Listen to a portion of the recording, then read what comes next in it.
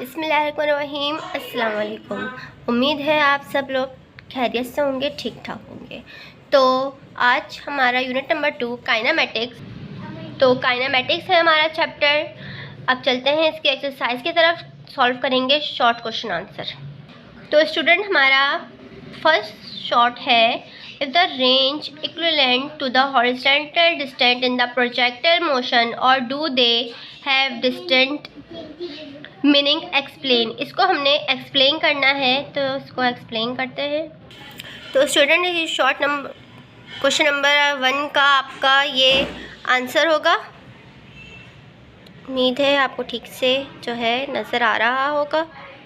The range in projectile motion represent the total horizontal distance travelled by the projectile from launch off to impact. It is scalar quantity and does not consider direction. It can be measured at the specific movement along the trajectory. Both range, यहाँ से पूरा travel तक जो है आपने लिख लेना है। शॉर्ट नंबर 1 कंप्लीट हुआ। नेक्स्ट करते हैं, if air resistant is taken into account in case of projectile motion, then what parameter of projectile are influenced। चलते हैं इसके आंसर की तरफ। तो स्टूडेंट शॉर्ट नंबर 2 का आंसर ये रहा, air resistant affect the overall motion of a projectile by the reducing it range. यहाँ से लेकर आप परफॉर्मेंस तक लिखिएगा। उम्मीद है आपको ठीक से नज़र आ रहा होगा। क्वेश्चन नंबर शॉर्ट का 1 और 2 कंप्लीट हुआ। चलते हैं क्वेश्चन नंबर 3 जो है हमारे पास, what are the small real life example of projectile motion. Can motion of an aeroplane be consider has projectile motion explain. अब हम थर्ड ना शॉर्ट क्वेश्चन आंसर जो है वो सॉल्व करते हैं। तो स्टूडेंट क्वेश्चन नंबर 3 का आंसर आपको ये यहाँ मिल जाएगा। Regarding the motion of an aeroplane, it is not considered projectile motion because it does not follow a simple current path like a thrown object. Aeroplanes are polite। ये पूरा आपने पहले यहाँ से सब्जेक्ट तक लिखना है। उसके बाद आपने सब्जेक्ट के आगे आपने थोड़ी सी ये लाइन भी ऐड करनी है। टू मूव कॉम्प्लेक्स फोर्स से लेकर नीचे तो डिस्क्राइब हैज प्रोजेक्टाइल मोशन यहाँ लिखा है, यहाँ तक आपने इसको जो है पूरा लिखना है। तो स्टूडेंट शॉर्ट 1 2 3 हो चुके हैं। 4 करते हैं, where do we use the compact of speed and velocity in our daily life, can you give some example. तो स्टूडेंट क्वेश्चन नंबर 4 का आंसर आपको यहाँ से ये 4 पॉइंट लिखने होंगे, ठीक है। अगर आपको राइटिंग ठीक से समझ में नहीं आ रही हो तो अगर स्क्रीन पर नंबर चल रहा है, अगर आप उससे मैसेज कर देंगे तो फिर मैं आपको ग्रुप में ऐड कर और इस चैप्टर का PDF उस पर सेंड कर दूँगी। क्योंकि जो है जब मैं नोट्स बनाती हूँ तो फिर नोट्स में काफ़ी सारा लिखना पड़ता है, ठीक। तो मैं उसमें PDF सेंड कर दिया करती हूँ।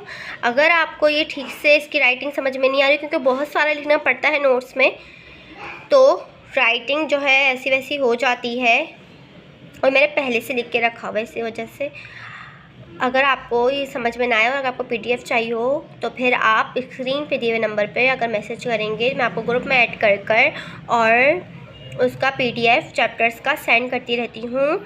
जब मैं अपलोड करती हूँ तो डायरेक्ट उस पर जो है सेंड कर देती हूँ, सॉल्व हुआ हुआ। अगर आपको इधर की राइटिंग समझ में नहीं आ रही तो कोई फजूल का कमेंट करने की ज़रूरत नहीं है कि राइटिंग ऐसी थी या राइटिंग ऐसी थी। मैंने आपको पहले ही बता दिया। अगर आपको राइटिंग समझ में नहीं आ रही तो फिर आप मुझे मैसेज कर सकते हैं।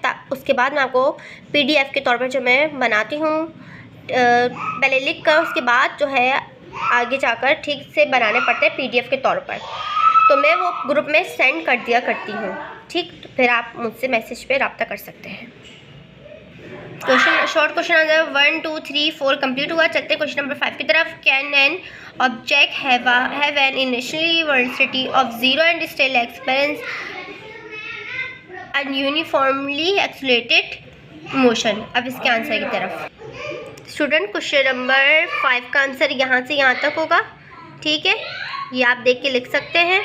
An object can start from direct initial velocity of 0, यहाँ से लेके एक्टिंग ऑन इट तक।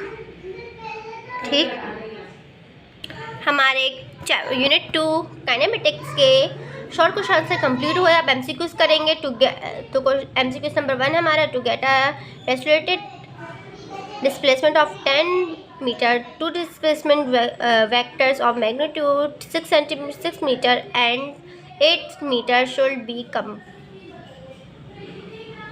इसका जो आंसर है वो है डी। ठीक, और अगर मैं इसका आंसर डी है, नज़र आ रहा होगा आपको।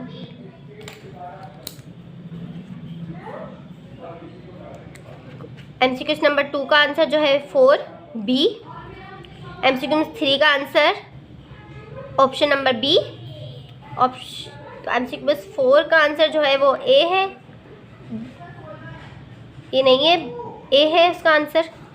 5 का भी ए है और 6 का भी ए है और 7 का डी है, 8 का सी, 9 का बी और 10 का सी। उम्मीद है आपको ठीक से एमसीक्यूज भी समझ में आ गए होंगे। तो यहाँ पर हमारे एमसीक्यूज और शॉर्ट क्वेश्चन आंसर जो है कंप्लीट हुए। आपको अगर वीडियो अच्छी लगी हो तो मेरे चैनल को सब्सक्राइब करना और लाइक करना मत भूलिएगा। और स्क्रीन पे दिए हुए नंबर पे अगर आप कॉन्टैक्ट करेंगे मुझसे तो मैं आपको ग्रुप में ऐड कर आपको नोट्स, इंपॉर्टेंट क्वेश्चंस जो है वो प्रोवाइड कर दिया करूँगी। ठीक, मैंने राइटिंग का इस वजह से बोला क्योंकि पहले जो है काफ़ी एक वीडियो में मेरे मैसेज आया था, भाई उनको तो पता नहीं है कि भाई किस तरह जो है ढूंढ कर दूसरे नोट से लिखना पड़ता है कि कौन सा सही है, कौन सी लाइन गलत है। तो कोई बात नहीं, लेकिन जो है अगर आपको वो राइटिंग समझ में नहीं आए तो फिर आप मुझे जो है अलग से मैसेज कर बता सकते हैं। मैं आपको ग्रुप में ऐड कर PDF सेंड या शेयर कर दिया करूँगी। ठीक, अपना बहुत सारा ख्याल रखिएगा। तब तक के लिए अल्लाह हाफिज़।